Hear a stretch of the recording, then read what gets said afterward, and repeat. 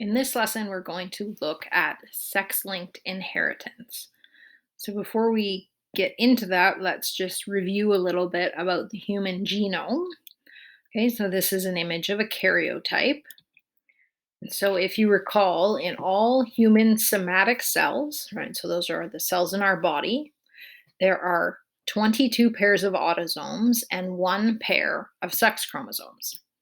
So if you're female, you have the XX chromosomes, and if you're male, XY. Each homologous pair of autosomes contains the same genes, but possibly different alleles. However, the sex chromosomes are different. The X chromosome contains different genes than the Y chromosome. And so you can see the Y chromosome is a lot smaller, it contains a lot less genes, and they are different ones than those found on the X.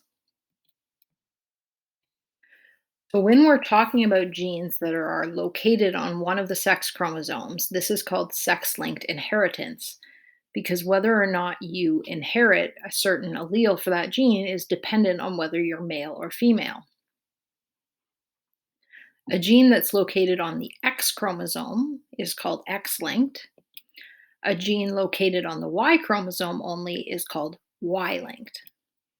Most of the known sex-linked traits are X-linked, and this is because the Y chromosome is so much smaller than the X chromosome. And so there's a lot more going on the X chromosome.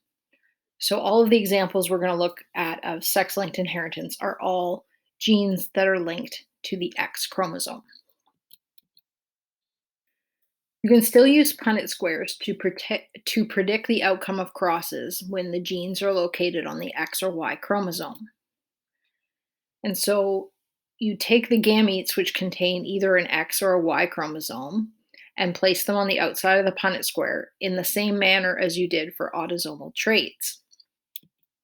So if we just look at the simple cross of a male and a female being XX, male being XY, the female can give an X chromosome. That's the only option, so an X or an X. The male can give an X or a Y, and then if you fill in the Punnett square, you get that 50-50 ratio that we know is that there's a 50% chance of having a female and a 50% chance of having a male. So when we're looking at a specific sex-linked trait, we're going to put the alleles right on the chromosome with which they are linked. So what do I mean by that? So if you have an X-linked trait, which is the ones we're going to deal with, you write it as a superscript on the X, and then you don't put anything on the Y because the Y doesn't have that allele. So if we look at an example, in fruit flies, the gene for eye color is located on the X chromosome, and red eyes are dominant to white eyes. So you would represent a red-eyed female in this way. So it's female, so it's going to have two X's, and then we're going to put the alleles that make it have red eyes on those X's. So we would write it like this. So if it was homozygous red-eyed, it's the first option there, X, capital R, X, capital R.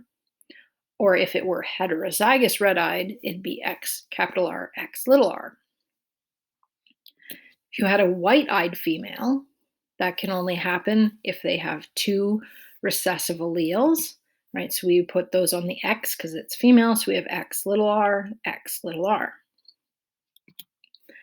A red-eyed male is going to just be X, capital R, Y. Right? They only have one option. And so there's no option to have that second allele because they have the Y chromosome. So a red-eyed male is just X capital R Y, and a white-eyed male is X small r Y.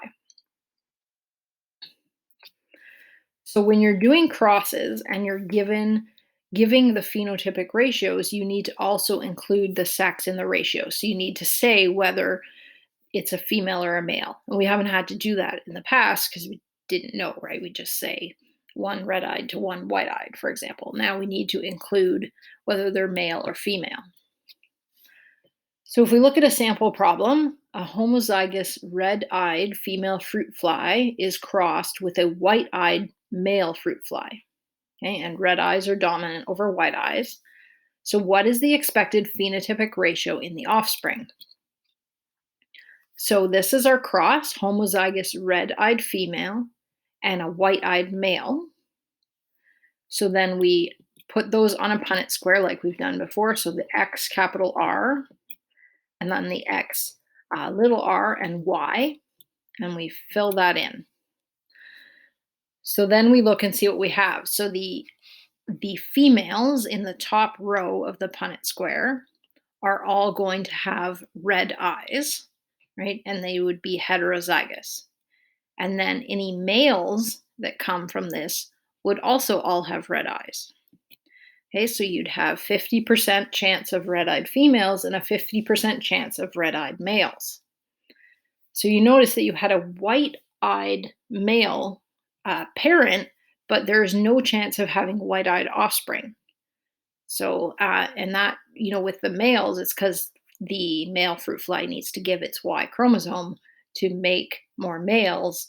And then because the female is homozygous, that red allele is always going to be dominant over the white. Many of the examples of human sex-linked genes are associated with diseases. So since males only contain one X chromosome, if they get just one copy of that disease-causing allele, they'll be affected. But females have to get two copies of the disease-causing allele. And so this is why X-linked disorders are more common in men, because they don't have the option of having that other X chromosome to mask the disorder with the dominant form of the allele. Females that are heterozygous for a disease-causing condition are also called carriers because they're carrying one copy of the diseased allele. So they may pass it on to offspring, but they don't display any symptoms because they have the dominant allele also. So if we look at that type of sample problem, in humans, a disease called Duchenne-type muscular dystrophy is caused by a sex-linked recessive allele, while the normal condition results from the dominant allele. Diagram the cross of a heterozygous or a carrier female with a normal male and describe the phenotypes of the offspring. So this would be our cross. So I'm using a capital D to represent the normal allele, and then the small d represents having the disease Duchenne muscular dystrophy. So we've got the carrier female and then the normal male. So when we put that in the Punnett square, this is what we get. So when you are writing the phenotypic ratios for these ones, remember you need to indicate whether or not they're female or male, whether they, in this case, since it's a disease, whether they have the disease or not, and also indicate whether the female is a carrier. So in this case, we've got 4 different situations. So 25% chance it's going to be a normal female, 25% chance it's going to be a female carrier, 25% chance for a normal male, and 25% chance for an affected male. So if you have a carrier female, the only option you can get is you can get an affected male 1/4 of the time when you're crossed with a normal male.